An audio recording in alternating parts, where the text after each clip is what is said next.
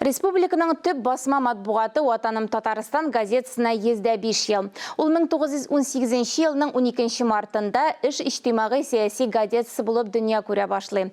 Иң абруйлы дәрәҗәле басманың 105 еллыгы уңаеннан Милли китапханәдә тантаналы чара узды. Тарихи вакыйганы Ләлә Зайнуллина күреп кайтты.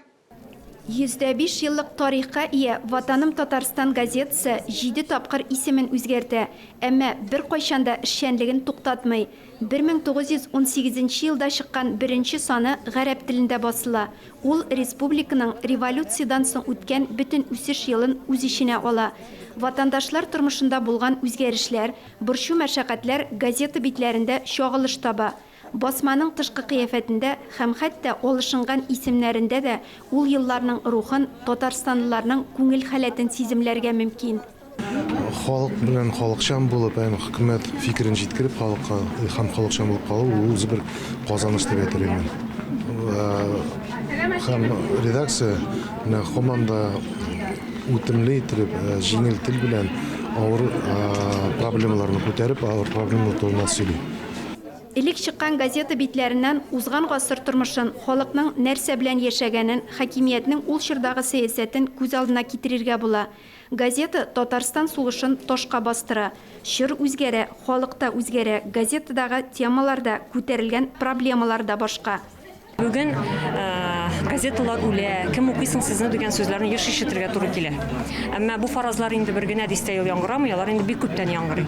Без үзебезнең эшебез белән һәм менә көн саен дистәләгән газета журналлар чыга, һәм алар меңәрләгән укучыга барып ирешә. Без үзебезнең укучыбыз белән, үзебезнең эшебез белән әлеге фаразларның дөрес түгел икәнлеген күрсәтәбез. Без заман таләпләренә дә җавап бирәбез. Безнең бөтен интернетта, бөтен социаль җитәкләрдә төркемнәребез бар һәм безне көн саен интернеттан 13 меңгә якын кеше укый тәүлегенә.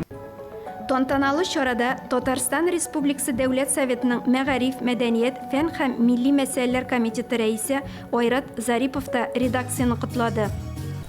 Республикасының төп басмасы Ватаным Татарстанда 105 ел.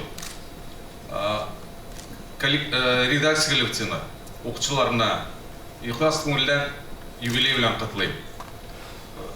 Ватаным Татарстанның укучылары күп булсын, уңышлары мул булсын.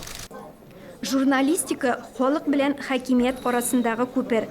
Халыкның да өметен акларга, хакимият белән дә маңгайга маңгай бәрелешмичә яшәргә кирәк.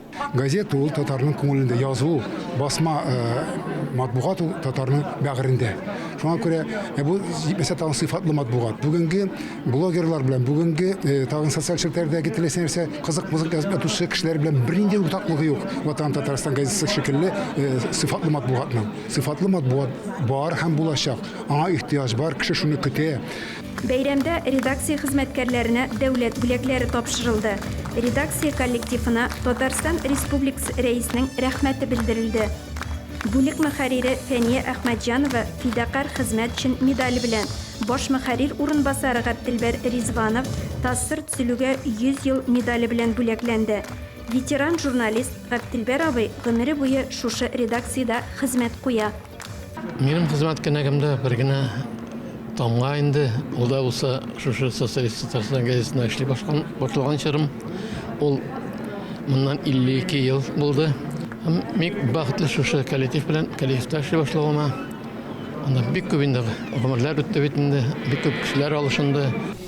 Бәйрәм уңаеннан китапханә файсында Ватаным Татарстан газетасында эшләгән журналист язучыларның хезмәтләреннән күргәзмәдә эшләде.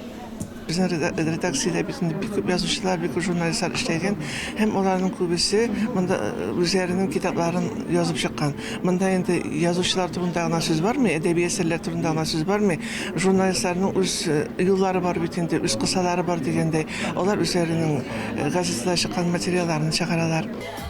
Gazetani estrada һәм театр артистлары да котлады. Ләлә Зайнуллина, Александр Решеткин, Татарстан яңалыклары.